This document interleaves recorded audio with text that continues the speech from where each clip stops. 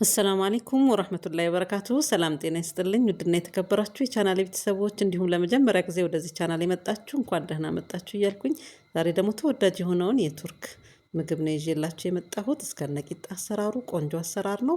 አብረን እንስራ። አንድ የውሃ ብርጭቆ ውሃን የተጠቀምኩት፣ ግማሽ ደግሞ ወተት ተጠቅም ያለው ትንሽ ለብ ያለ ከቅዝቃዜ ብቻ ወጣ ያለ ነው። ከዛ እርሾ ድርበብ አንድ የሾርባ ማንኪያ ድርበብ ነው ያደረኩት። ሱካር አንድ ማንኪያ፣ ጨውና 3 የሾርባ ማንኪያ ደግሞ ዘይት ነው ያደረኩት። እሱን እንግዲህ እንደዚህ በደንብ ካዋሃድኩት በኋላ ዱቄት ነው የምጨምረው። ዱቄት 4 ኩባያ ነው ጨምሬ፣ ሁሉንም ባንድ አልጨምርም። ከዛ እንደ ዱቄቱ አይነት አይቼ ደግሞ ጨምርበታለሁኝ። ይህን እንዲህ ካላወስኩት በኋላ ስላነሰው 1 ኩባያ በድጋሚ ጨምሬ ደግሞ በደንብ አሸዋለሁኝ። ሊጥ ምን ጊዜም እንደምለው በደንብ ሲታሽ ውጤቱ መጨረሻ ላይ በጣም ቆንጆ ይሆናል። እንግዲህ ከካሜራ ጀርባን በደንብ እሽት አድርጌው ነው እንደዚህ የተገናኘ ነው። እንዲህ እሽት ካደረኩት በኋላ የሊጡ መጠን እንግዲህ እንደምትመለከቱት ለስላሳ ነው፣ ደረቅም አይደለም። ልስልስ ያለ ሊጥ ነው ያቦካሁት። ይሄን ይመስላል። ይህን ደግሞ ዘይት ከላይ ትንሽ ቀብቼ ላስኬት አልብሼ ቢያንስ ከ30 እስከ 40 ደቂቃ ያህል እጠብቀዋለሁኝ። እስከዛ ድረስ ደግሞ እርጎ እናዘጋጃለን። እርጎ ላይ ትንሽዬ ጨውና ነጭ ሽንኩርት አድርጌ እንደዚህ አዋህጀው እሱንም ከድኜ ቁጭ አድርጌ ወደ ስጎ መስራቱ ነው የገባሁት። ስጎ ስሰራ ደግሞ መጀመሪያ ዘይት አደረኩኝ። ከዛ ሽንኩርታችንን አድርገን ወዲያውኑ የተፈጨ ስጋን የጨመርኩት። እሱን አንድ ላይ እንግዲህ ውሃውን እስከሚጨርስ ድረስ በደንብ አቁላለዋለሁኝ። ያው ስጋውም ውሃ ይተፋል፣ የሽንኩርቱም ውሃ ጋር አንድ ላይ ብስል ብሎ ውሃውን ጨርሶ ደረቅ እስከሚል ድረስ ዘይቱን ተፋ እስከሚያደርግ ድረስ እንደዚህ ካዋሃድኩት በኋላ በመቀጠል ደግሞ የበርበሬ ጨምራለሁኝ። በርበሬ ነው የተጠቀምኩት። ፓፕሪካ ካላችሁ ፓፕሪካ ተጠቀሙ። ከዛ ትንሽዬ ደግሞ ነጭ ሽንኩርት ጨምሬያለሁኝ። እኔ በርበሬ ስለተጠቀምኩኝ ትንሽ አቁላለዋለሁኝ። ፓፕሪካ ከተጠቀማችሁ ግን ብዙ ማቁላላት አይፈልግም። በመቀጠል እርድ 1 የሾርባ ማንኪያ፣ ትንሽዬ ከሙን፣ ቆንዶ በርበሬና ድንብላል ፍሬ የደረቀ የተፈጨ እሱን የጨመርኩት።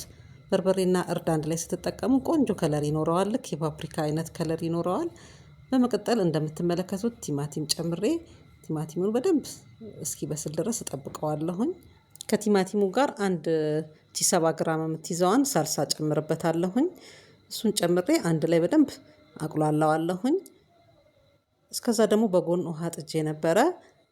ሙቅ ውሃ የምከልስበት አዘጋጅቻለሁኝ። ውሃ ጨምርበታለሁኝ። ስጎ ደረቅ ስጎ ይሄ ለፓስታ ለመኮረኒ እንደምንጠቀመው ደረቅ ያለ ስጎ ሳይሆን የምንሰራው እንደዚህ ለስለስ ያለ ስጎ መሆን አለበት።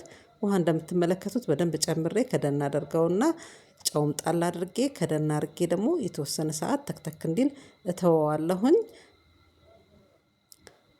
የተወሰነ ሰዓት ከተንተከተከ በኋላ ቃሪያ ጨምርበታለሁኝ። እኔ ኖርማል ያበሻ ቃሪያ ነው የተጠቀምኩት። የፈረንጅ ቃሪያ ካለ እሱን ብትጠቀሙ ቆንጆ ነው። እኔ እንግዲህ ቃሪያን እንደዚህ ጣል አድርጌ የተወሰነ ተክተክ ካለ በኋላ ይበቃዋል፣ አወርደዋለሁኝ። ወደ ቂጣ መጋገሩ ነው የምንሄደው። እንደምትመለከቱት ሊጡን ኩፍ ብሎ ቆንጆ ሆኗል። ሊጡን እንግዲህ እንደዚህ እየከፋፈልኩኝ ቆራርጠዋለሁኝ። ከዛም በመደብለል ደብለል አድርጌ ቅርጽ ሰጠዋለሁኝ። እንደምትመለከቱት እንደዚህ ድብልል ድብልል አድርጌ ቅርጽ ሰጠዋለሁኝ። ዋናው ነገር ሊጡ ለስላሳ ከሆነ ቂጣው ቆንጆ ነው የሚሆነው፣ አይደርቅም። በመቀጠል እንዲህ ካዘጋጀሁኝ በኋላ ላስቲክ አለብሰዋለሁኝ። ንፋስ ከነካው የመድረቅ ባህሪ ይኖረዋል። በኋላ ላይም ቂጣው ቆንጆ አይሆንም። ፈጢራም ስሰራ እኔ ቶሎ ቶሎ እንደዚህ ቂጣ ላስቲክ አለብሳለሁኝ። እንደዚህ አይነት ቂጣዎች በአጠቃላይ ስንሰራ ላስቲክ ቶሎ ቶሎ ብናለብሳቸው ከውስጥ እያወጣን መጠቀም ይሻላል። ክፍት ስንተው ቂጣው ደረቅ ነው የሚሆንብን። በኋላ እንግዲህ እንደምትመለከቱት እንደዚህ እየዳመጥኩኝ እኩል ሳይዝ እንዲመጣ ክብ ክብ እዳምጠዋለሁኝ። የቂጣው ሳይዝ እንግዲህ ውፍረቱ ይሄን ይመስላል። እንደምትመለከቱት እንዲጠጋ አርጌ ለማሳየት እየሞከርኩኝ ነው። ሳሳ ሳሳ አርገን ነው የምንዳምጠው። በተመሳሳይ እንግዲህ የተወሰነ ከዳመጥኩኝ በኋላ ሁሉንም እስከምዳምጥ አልጠብቅም። 1-3 ቂጣ ለእናንተ ካሳየሁኝ በኋላ ወደ መጋገሩ ነው የሚሄደው።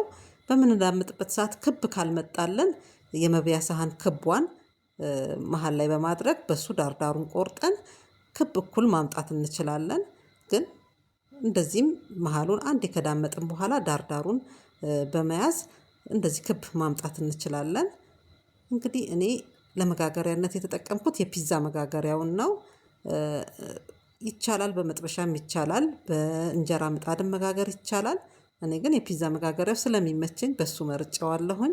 እናንተም ሞክሩት ቤት ውስጥ ካለ በፒዛ መጋገሪያው ስትጠቀሙ ለፈጢራም ሆነ ለቂጣዎች በጣም ቆንጆ ነው፣ ፈጣንም ነው።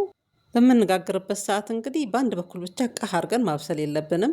እንደዚህ ኩፍ ኩፍ ማለት ሲጀምር ቶሎ ቶሎ ገልበጥ ገልበጥ እያደረግን ጫን ጫን እንደዚህ እያደረግን ቶሎ ቶሎ መገለባበጥ ይኖርብናል። ቆንጆ አይነት ውስጥ ድረስ በስሎ ክፍተቱም ቆንጆ አይነት ሆኖ ሳይደርቅም ቆንጆ ሆኖ ለስላሳ የሆነ ቂጣ እናገኛለን። እንደዚህ ካደረግን በኋላ ቶሎ ማሳረፍ ያለብን በላስቲክና ጨርቅ ከስር አድርገን እንደዚህ ማዘጋጀት አለብን። ይህ እንደምትመለከቱት ቂጣው በጣም ቆንጆ ለስላሳ ቆንጆ ሆኖ እንደዚህ በተመሳሳይ ሁሉንም ጋግሬ ጨርሻለሁኝ። እኔ በነገራችን ላይ ይሄ የቂጣ አሰራር ለዚህ ምግብ ብቻ ሳይሆን ለተለያዩ ሳንድቾች፣ ለሻወርማ እንዲሁም ደግሞ ለፉል በጣም ለቁርስ በጣም ቆንጆ ነው። እንደዚህ ግን ላስኬትና ጨርቅ አብረን መሸፈናችን እንዳንረሳ። ልክ እስክናዘጋጅ ድረስ ጨርቅና ላስኬቱ የማይቀር ነው። በደንብ መሸፈን አለባችሁ። ከዛ እንግዲህ የሰራነው ስጎ ላይ እንደዚህ እየነከርን ከላይ ደግሞ ስጎውን በደንብ በመቀባት እንዲህ በማዳረስ ወደ ላይ መደርደር ነው። ስጓችን እስከሚችልልን ድረስ ቂጣውን ወደ ላይ መደርደር ነው። እንደ መጠናችን መስራት እንችላለን። የግድ ወደ ላይ መውጣት የለበትም። መጠናችንን እንደ ፍላጎታችን ያህል መስራት እንችላለን። የኔ እንግዲህ ቂጣ ወደ 11 አካባቢ ነበር የወጣልኝ፣ 5 ኩባያ ማለት ነው። ከዛ ላይ እንግዲህ አንድ ቂጣ ብቻ ነው የተረፈው። ስጎ ሁሉንም አዳርሶልኛል። እንዲህ በመጨረሻ ደግሞ እንዲህ ካዘጋጀሁ በኋላ ቅድም አዘጋጅቼ ያስቀመጥኩት እርጎና ነጭ ሽንኩርት ትንሽዬ ጨው አድርጌ ያዘጋጀሁት ነበረ። እሱን ከላይ አደርግበታለሁኝ። በመጀመሪያ ግን እንደዚህ ቆርሼዋለሁኝ። ላበላል ምቹ ነው። እንደገና ደግሞ እርጎም ውስጥ ድረስ ገብቶ በቃ ደስ የሚል ጣዕም ይሰጠዋል። ከላይ የድንብላል ቅጠል፣ በቅዶኒስ ቅጠል ያላችሁን ማድረግ ትችላላችሁ እንደ ፍላጎታችሁ። እርጎውንም በተጨማሪ በጎን ማቅረብ ትችላላችሁ። በጣም ቆንጆ አሰራር ነው። ሞክሩት፣ ትወዱታላችሁ። የዛሬ ስራዬ ተመልካቾች ይሄን ይመስላል።